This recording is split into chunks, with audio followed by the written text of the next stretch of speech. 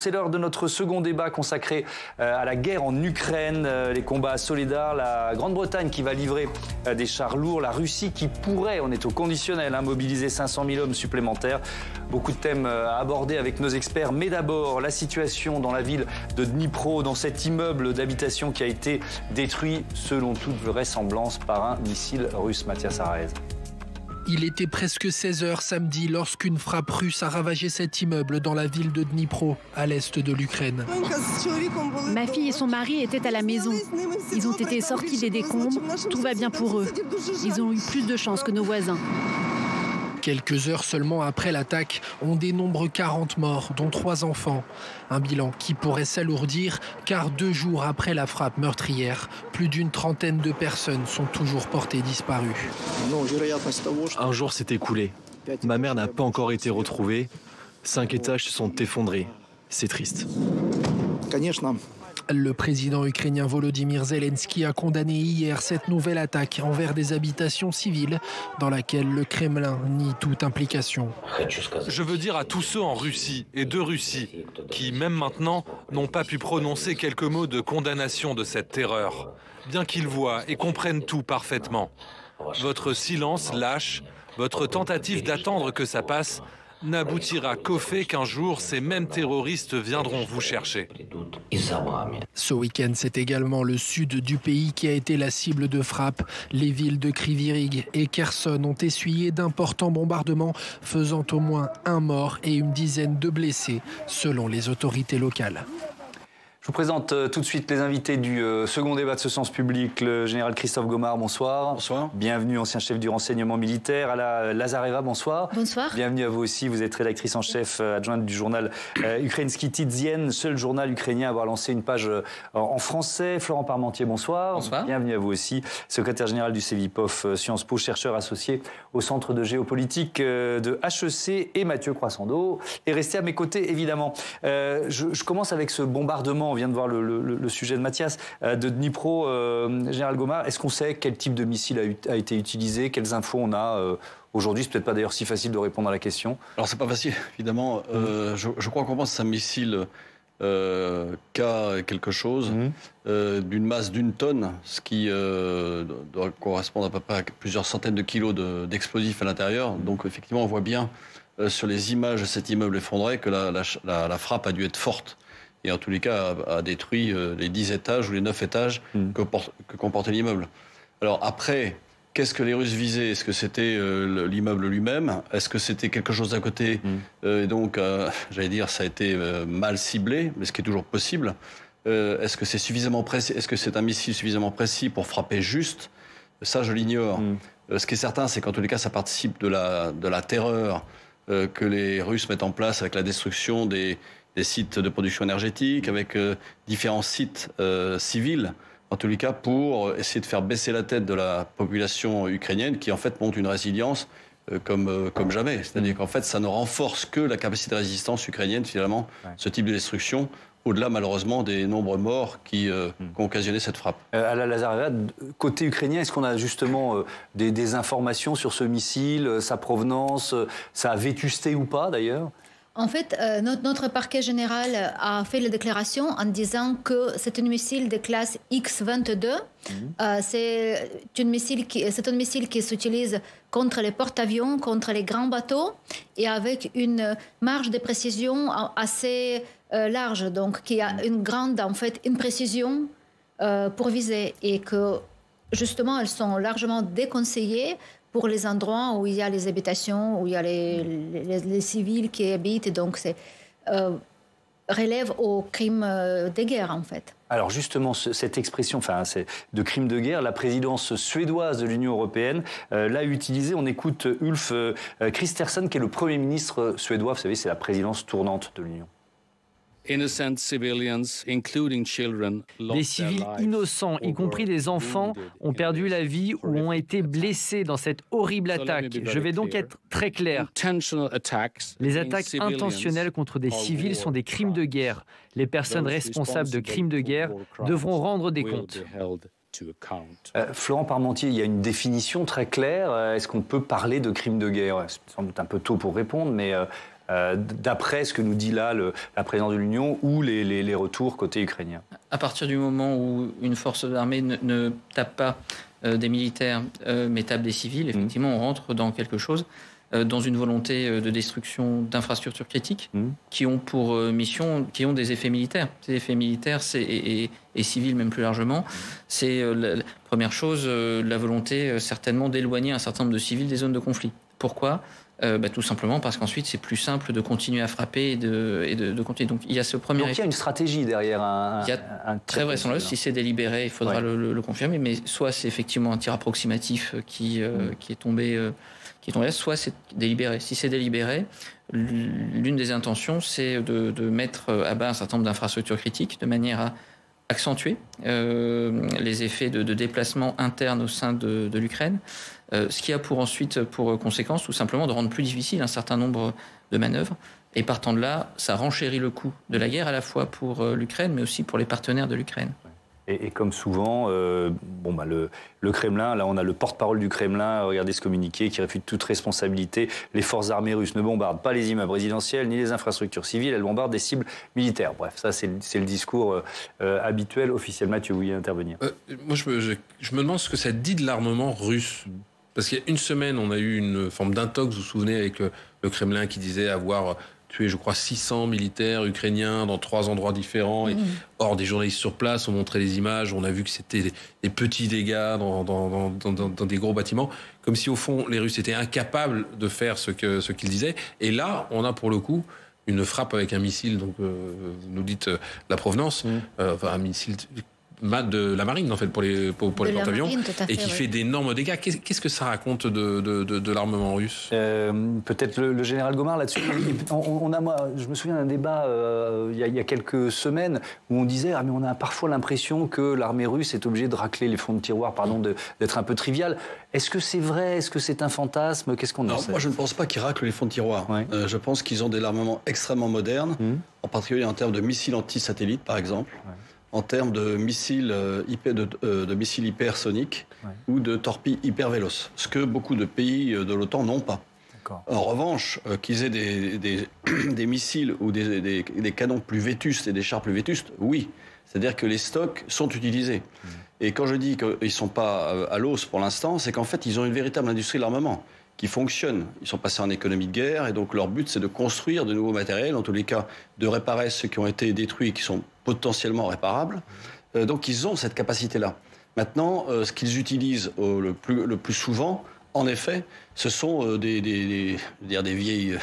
pas des vieilles trapanelles, mais en tous les cas des choses un peu anciennes qui sans doute ne sont pas aussi bien guidées que peut l'être par exemple un obus de canon César ou que peut l'être des tirs HIMARS américains ou que peuvent l'être des missiles antimissiles Patriot américains ou Cobra français. Donc oui, il y a une certaine vétusté d'un certain nombre de matériel, mais c'est pas pour autant qu'ils en manquent. Ouais. Alors, notre question centrale dans ce débat, c'est est-ce que le conflit s'enlise? Évidemment, la capacité à la fois de l'armée russe et de l'armée ukrainienne à s'armer et à se réarmer au fur et à mesure que le conflit dure, elle est centrale. Écoutez, tiens, par exemple, ce que disait l'appel lancé par le président ukrainien Volodymyr Zelensky, c'était il y a 2 jours.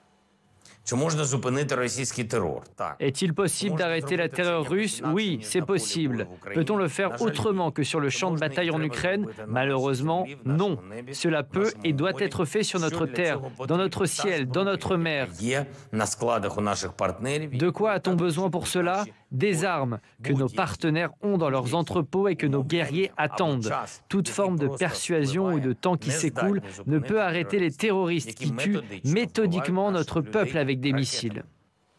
Et je propose à Steve Jourdain de nous rejoindre sur ce plateau. De nouveau, rebonsoir Steve, puisque on vient de l'entendre, le président ukrainien demande des armes et l'Europe a passé un cap en quelque sorte dans ce conflit. Un cap est en train d'être franchi. Vendredi, le Royaume-Uni a promis l'envoi de chars lourds vers l'Ukraine. C'est le premier pays européen à aller aussi loin. On va voir le communiqué publié par Downing Street. Les autorités de défense et de sécurité du pays pensent qu'une fenêtre d'opportunité s'est ouverte alors que la Russie est sur la défensive à cause de problèmes de ravitaillement et d'un moral en berne. Le Premier ministre encourage les alliés à déployer leur soutien à l'Ukraine le plus vite possible. Fin de citation. Les chars qui ont été promis sont des chars Challenger. Au total, 14 seront livrés.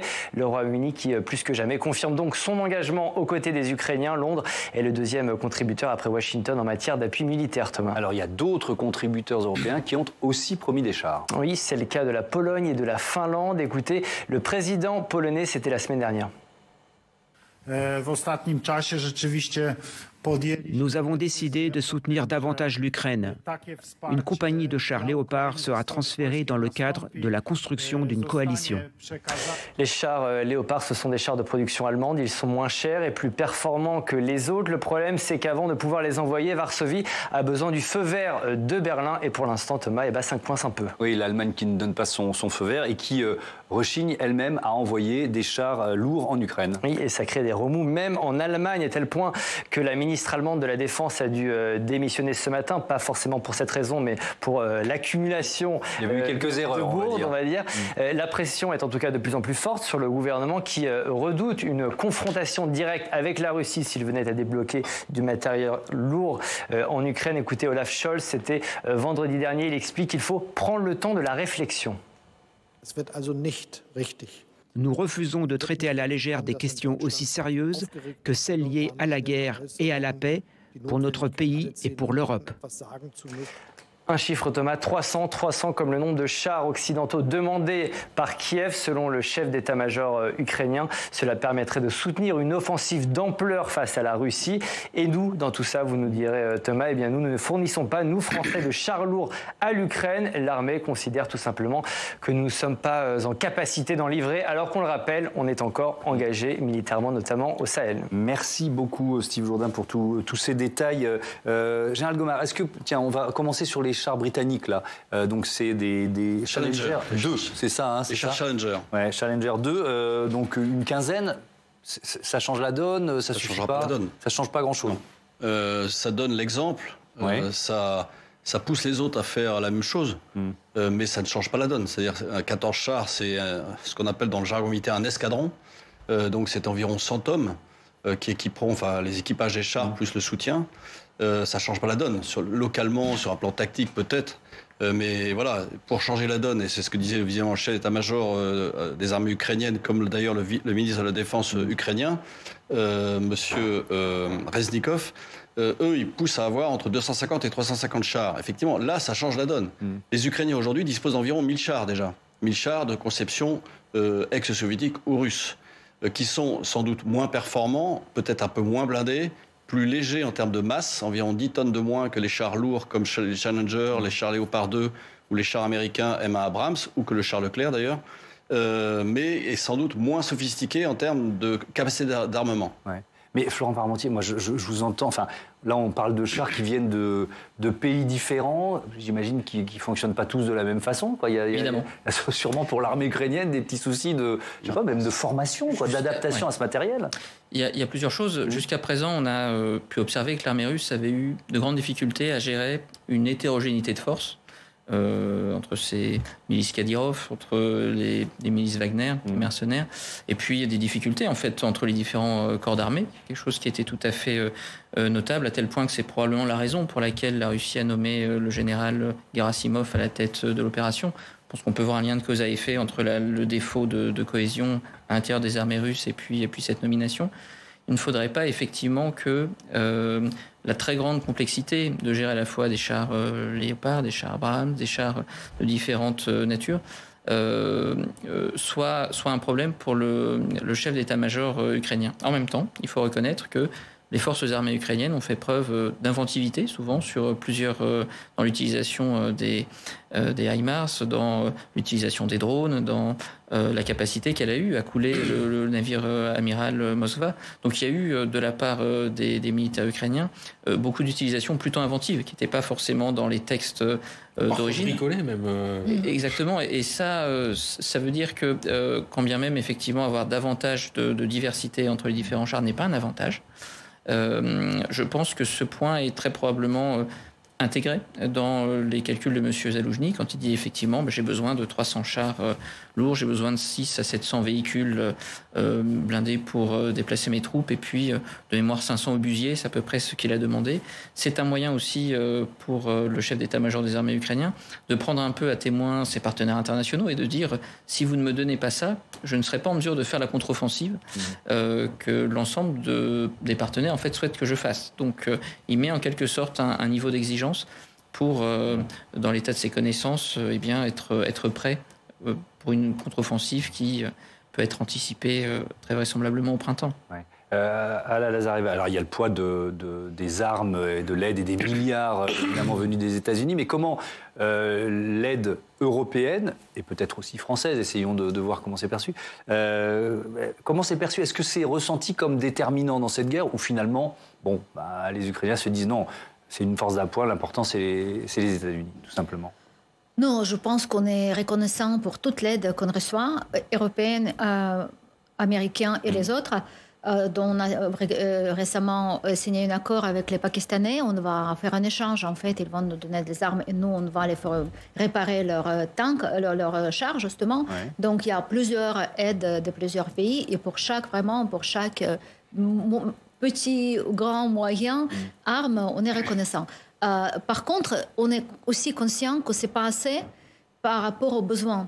Ce n'est pas qu'on est si gourmand, mais c'est juste qu'un pays en face qui nous a agressés, c'est un pays immense qui a investi surtout dans le secteur militaire. Ils n'ont pas construit les écoles, ils n'ont pas construit les routes, ils n'ont pas construit les hôpitaux.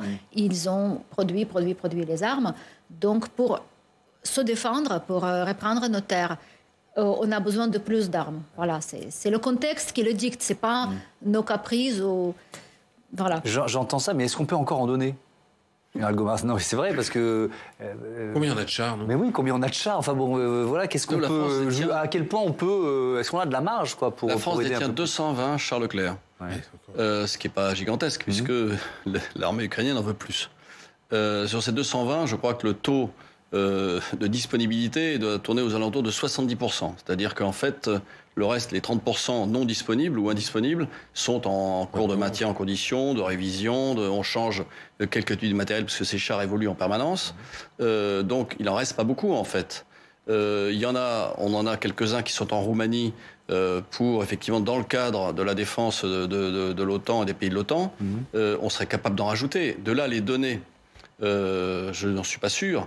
En donnant déjà de l'MX-10RC, l'MX-10RC, on parle de char léger, mais enfin c'est un char qui est équipé de caméra thermique, c'est quand même un canon de 105 mm.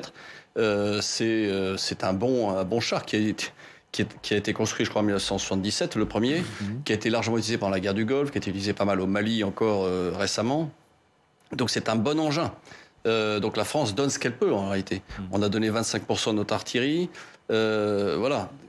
Après, j'allais dire, est-ce que la France accepte de se défaire d'un certain nombre de ses matériels pour sa propre défense ou est-ce que parce que je crois que ça a été proposé à l'armée ukrainienne, c'est que on a donné, je crois, 200 millions d'euros. C'est-à-dire qu'en fait, en s'adressant directement aux industriels, ils commandent les matériels qu'ils souhaitent.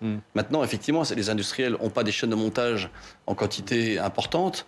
Les canons César, par exemple, de chez Nexter, il faut, je crois, 2 ans pour en construire un. Ouais. Ou alors il faut doubler les chaînes de production. Mais je disais ce matin qu'ils étaient quasiment en surchauffe. Quoi. Mais bien sûr, bien sûr.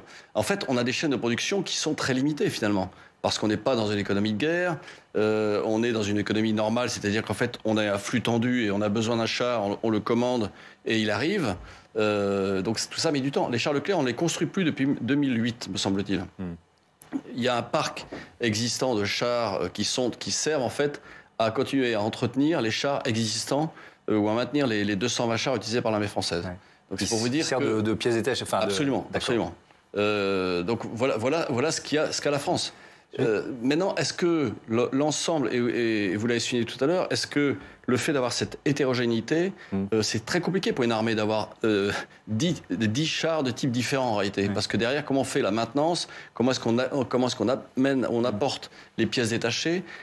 Comment est-ce que les munitions ne sont pas exactement les mêmes? C'est-à-dire que le Challenger britannique, par exemple, utilise du 101 mm, mais qui n'est pas compatible avec les autres canons de l'OTAN.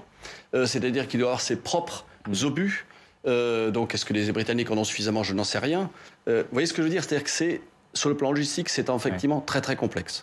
Est-ce que, à la Lazareva, il y a ce sentiment, et même factuellement, d'un front qui s'est un peu figé aujourd'hui, depuis plusieurs jours ou plusieurs semaines? On peut dire ça. Effectivement, ni les Russes n'arrivent pas vraiment à reprendre ni Soledar ni Bakhmut, tandis qu'ils sont dessus depuis vraiment beaucoup de temps. Ils emploient les moyens monstrueux, donc leurs mercenaires de Wagner et les autres forces. Mais malgré ça, quand même, ils avancent très lentement.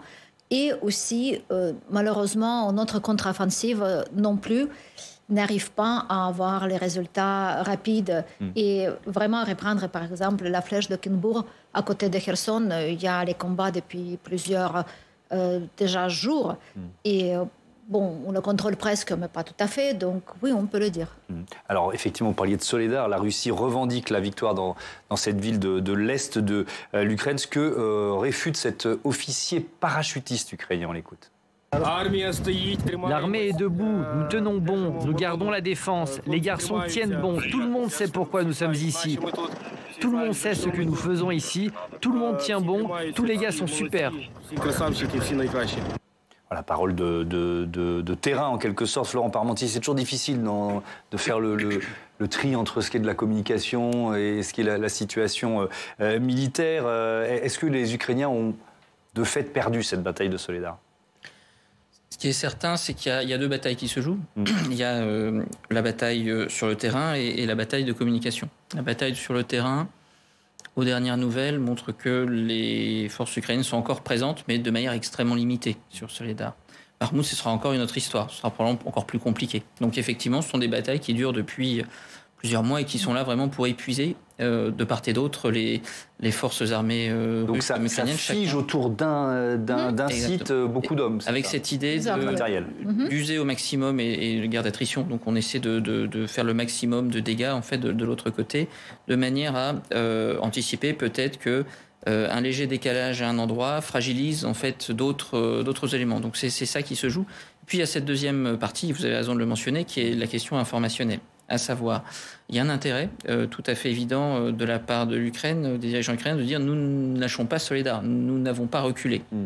Et tout recul, comme ça, on verrait un très mauvais signal, puisqu'on sait depuis plusieurs mois maintenant que l'armée russe n'a pas eu de succès véritable depuis au moins le mois de juillet, et qu'en contrepartie, on a eu à partir de septembre une contre-offensive ukrainienne qui a été extrêmement dynamique et qui a permis de faire reculer pour le coup le front de manière significative.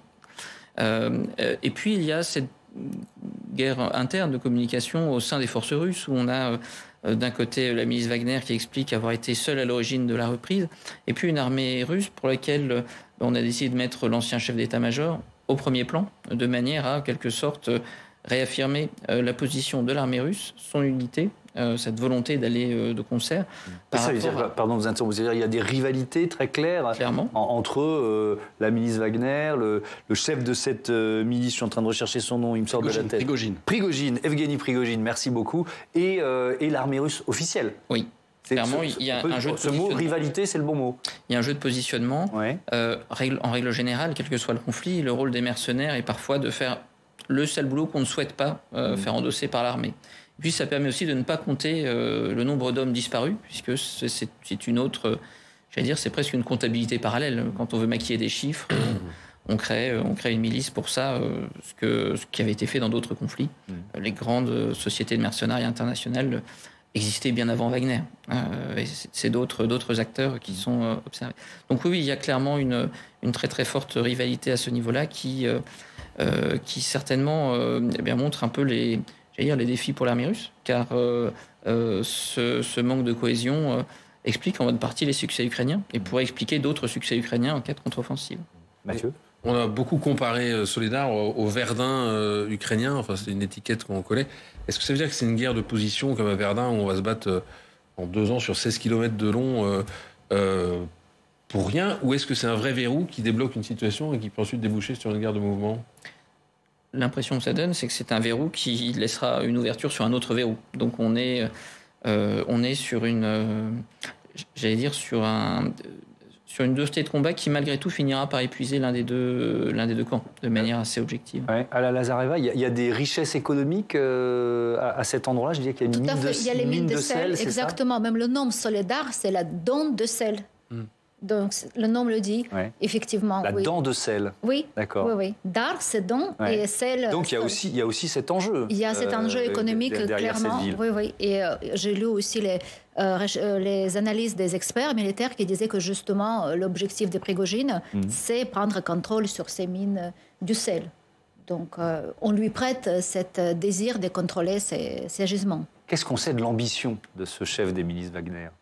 On peut lire un tas de choses, mais en fait, c'est un personnage assez rocambolesque, quelqu'un qui était repris de justice quand il était jeune, quelqu'un qui avait le surnom de cuisinier de Poutine, donc quelqu'un qui possède beaucoup de médias, qui finance énormément de comptes Instagram, comptes Telegram, donc qui a une grande influence dans le monde de communication, justement.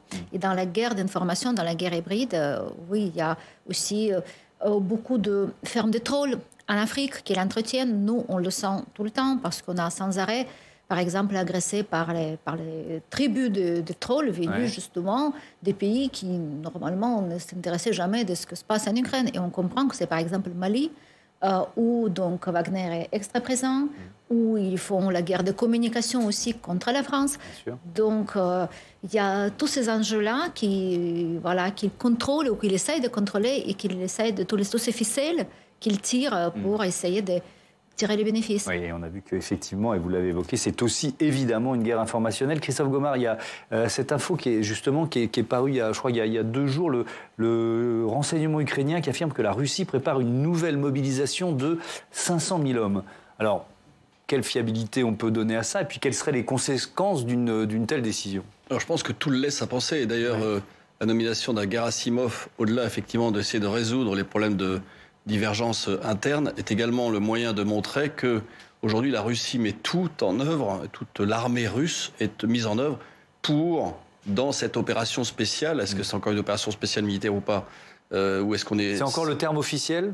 Je crois que c'est celui qui est utilisé par les Russes en tous les cas. Toujours. Mais en tous les cas, on voit bien que derrière, il y a une vraie volonté russe de tout mettre en œuvre. Pour moi, la nomination de Gerasimov est là en partie pour ça. Tout mettre en œuvre pour effectivement vaincre.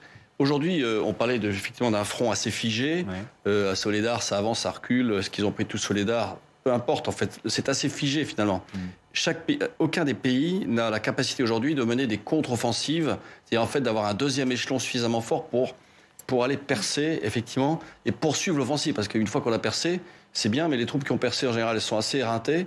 Et il faut derrière d'autres qui viennent les remplacer. Juste vous interrompre pour bien comprendre, ça veut dire que le front lui-même mobilise trop d'hommes et donc il n'y a pas la capacité de préparer une offensive supplémentaire. D'accord. Donc d'où les Ukrainiens attendent l'armement occidental en nombre, et les Russes, quant à eux, ce qui peut changer le rapport de force, c'est effectivement la masse humaine. Et pour ça, ils ont besoin de mobiliser. D'abord, ils enverront au printemps les gens qu'ils ont mobilisés en septembre, même si certains ont déjà été envoyés. En fait, les deux parties en présence cherchent à rompre ce front. Comment est-ce qu'on rompt ce front? En ayant un rapport de force favorable. Les uns en appuyant sur un armement sophistiqué européen ou occidental, et les autres en comptant sur la masse humaine. Alors on va écouter un extrait du dernier discours de Vladimir Poutine. C'était il y a 2 jours et il était optimiste. On l'écoute. La dynamique est positive. Tout se déroule selon les plans du ministère de la Défense et de l'État-major.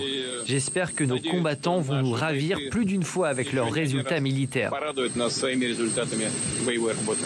Voilà, extrait d'une interview du président russe à la télévision publique. Florent Parmentier, ça veut dire, donc vous êtes à peu près tous d'accord pour dire que le front est plutôt stabilisé, pour ne pas dire enlisé. Si on se projette un peu dans les mois d'hiver, là, on est depuis 3 semaines en hiver, mais c'est plutôt un moment qui fige, ou alors au contraire, qui peut être favorable à une nouvelle offensive? Du côté du chef d'état-major ukrainien, Valery Zaloujny, il y a cette idée que une nouvelle offensive russe pourrait advenir au mois de février. Et ce ne sera pas forcément d'ailleurs au même endroit. On continuera à avoir mais l'un des scénarios qui peut être retenu, c'est une guerre d'usure sur Bakhmout, sur Soledar, utilisée et de part et d'autre en fait utilisée pour Ensuite, lancer une offensive qui pourrait avoir lieu depuis la Biélorussie, avec probablement une idée, pas nécessairement d'ailleurs pour refaire un siège de Kiev qui n'ont absolument aucune chance de prendre, enfin une ville de 3 millions d'habitants et demande juste une masse d'hommes considérable pour prendre, c'est-à-dire soit on mène pour le coup une guerre d'attrition jusqu'au bout, c'est-à-dire on bombarde tout ce qui se passe à Kiev, soit c'est l'autre hypothèse. Imaginez que le but ne soit pas de prendre Kiev, mais plutôt d'aller à la frontière avec la Pologne de manière à bloquer l'approvisionnement en armes de l'Ukraine. Ça, c'est un scénario qui pourrait avoir en tout cas, quelque chose qui est prévu et anticipé par le chef d'état-major ukrainien. Et donc, c'est peut-être là, en fait, d'où viendrait le déséquilibre. User sur un front bien précis avant de tenter une autre manœuvre. Ouais. Pédagogique, guerre d'attrition en détail, c'est quoi? C'est quand on bombarde, on veut tout détruire, c'est ça? C'est en fait mener un conflit dans lequel on cherche et à tout détruire et à user le maximum d'hommes. Alors vous parliez de la Biélorussie. Regardez ce communiqué du ministère biélorusse de la Défense qui annonce donc des exercices aériens tactiques impliquant des unités de l'armée de l'air de la Biélorussie et de la Russie qui ont démarré ce lundi et auront lieu jusqu'au 1er février. Principal objectif de cet exercice, renforcer la compatibilité opérationnelle entre les deux armées. Alla Lazareva, comment, et pas seulement aujourd'hui, depuis plusieurs semaines, l'Ukraine réagit-elle face à cette menace biélorusse? Puis ensuite, on parlera de l'hypothèse d'une entrée en guerre de la Biélorussie. Que fait l'Ukraine depuis plusieurs semaines sur ce front-là, sur cette frontière-là? Depuis plusieurs semaines, on mine la frontière avec la Biélorussie. Justement, il y avait la déclaration d'un chef d'administration militaire de la région de Rivne. Il a dit que à la longueur de toute la frontière, en fait, on essaie de faire tout pour que les chars, les blindés, donc tout l'équipement lourd ne puisse pas passer. Donc mines anti-chars disséminées sur toute cette zone. Exactement. En plus, il faut savoir aussi que cette frontière côté nord, justement proche de la Pologne, il y a beaucoup de forêts et aussi beaucoup de marais, en fait. Donc c'est très, très, très suicidaire de s'expérimenter pour passer par ces marais avec les techniques lourdes. Donc il y a aussi la nature qui joue pour nous, normalement. Plutôt, on peut anticiper une tentative de refaire la siège de Kiev. Ça, c'est possible. On pense que c'est plus dans l'hypothèse que l'idée de venir des côtés de la Pologne, en fait. Donc là, il y a deux hypothèses différentes qui sont évoquées. Ça représente quoi, Général Gomard? L'armée biélorusse, c'est une force importante? Non, c'est pas grand-chose. C'est pas grand-chose. C'est pour ça que je vois pas, moi, l'armée biélorusse intervenir. Ouais. Que la Biélorussie sert effectivement de base arrière, ce qui est le cas pour l'armée russe, oui, bien évidemment. Qu'elle s'entraîne avec l'armée russe, comme vient d'indiquer le communiqué, oui. C'est pas pour autant que l'armée biélorusse sera partie prenante dans le conflit. Enfin, ça changera pas ça fera pas la différence en tous les cas. Ouais. Je pense que c'est plus la population russe, parce qu'on a affaire à une population de 140 millions d'habitants face à une population ukrainienne de 44 millions d'habitants, donc environ 100 millions de plus. Ce qui n'est pas neutre dans un combat dans lequel, effectivement, on parlait d'attrition tout à l'heure, dans lequel le nombre de tués et blessés est gigantesque en réalité. Personne n'en parle, mais on est à plusieurs dizaines de milliers de morts de part et d'autre, et plusieurs dizaines de milliers de blessés. Et je ne parle même pas de la population civile ukrainienne, qui malheureusement est la première qui souffre, évidemment. Donc je ne vois pas cette armée biélorusse rentrer en guerre aux côtés de l'armée russe. En tous les cas, je crois que son président reste plutôt prudent et évite de se faire embarquer. Alla Lazareva, on vous écoute. Oui, il essaie de tout faire pour ne pas rentrer en guerre. On voit que Poutine l'a visité, il a vraiment freiné comme il pouvait, donc il accepte les entraînements communs, il prête son territoire pour que l'équipement russe puisse passer, mais il ne va pas plus loin. Et on voit qu'il ne veut pas du tout aller plus loin. Pourquoi, Florent Parmentier, pourquoi Loukachenko ne prend pas ce risque? Parce que même si voilà, on est dans un régime ultra-autoritaire, évidemment, mais il y a quand même une opinion, quoi. Il y a quand même... pourquoi il ne prend pas ce risque? Qui est très majoritairement contre, en fait, et on sent bien qu'elle n'a pas envie d'être entraînée. Ça, c'est le premier effet. Le deuxième effet, c'est que, ça a été très bien dit par le général Gomard peu avant, il n'y a pas de valeur ajoutée forte à, j'allais dire, prendre avec soi l'armée biélorusse. En revanche, il peut y avoir ici ou là des profils spécifiques qui manquent à l'armée russe, et là, on peut se dire, tiens, là, en termes de ressources, s'il nous manque tel profil mécano sur tel type d'engin, là, on peut voir peut-être des personnes mobilisées au cas par cas sur ce type de compétences-là. Et je pense que c'est plus là-dessus. Je suis évidemment plutôt d'accord avec cette idée qu'il serait coûteux pour pour Alexandre Loukachenko d'entrer en conflit, mais ça ne ferait pas vraiment de véritable différence. Mathieu ? Du point de vue de l'OTAN, ça change quelque chose en termes de réaction, en termes de... Non, l'OTAN, depuis le début, on voit bien, ne veut pas entrer en guerre. Alors, M. Stoltenberg demande de l'armement supplémentaire, que les pays de l'OTAN donnent de l'armement supplémentaire. Mais on voit bien que l'OTAN ne veut pas entrer en guerre. Et depuis le début, en fait, on voit bien cette réticence des pays occidentaux, c'est d'éviter finalement que l'Ukraine attaque la Russie, en fait. Que l'Ukraine se défende et repousse les Russes jusqu'aux frontières de 1991, oui. Que l'Ukraine attaque la Russie, non. C'est toute la difficulté, en fait. D'où le refus des Américains au départ de donner des HIMARS avec des missiles avec une portée de 300 km. D'où au départ la non-volonté de donner des missiles patriotes. Et petit à petit, on voit bien, effectivement, on ne voulait pas donner d'armes offensives. Bon, un char, c'est quand même offensif. Un canon aussi, ça n'est pas que défensif. Ça, c'est côté ukrainien. Mais s'il y a une coalition de la Russie et d'États qu'on appelait satellites autrefois, enfin la Biélorussie ici, mais ça ne change pas géostratégiquement quelque chose. Non. D'accord. Tant que les pays de l'OTAN, tant qu'un pays de l'OTAN n'est pas attaqué, et de mon point de vue, Vladimir Poutine fait très attention à ça. Il n'a aucunement l'intention d'attaquer un pays de l'OTAN parce qu'il sait très bien qu'il y aura une réaction.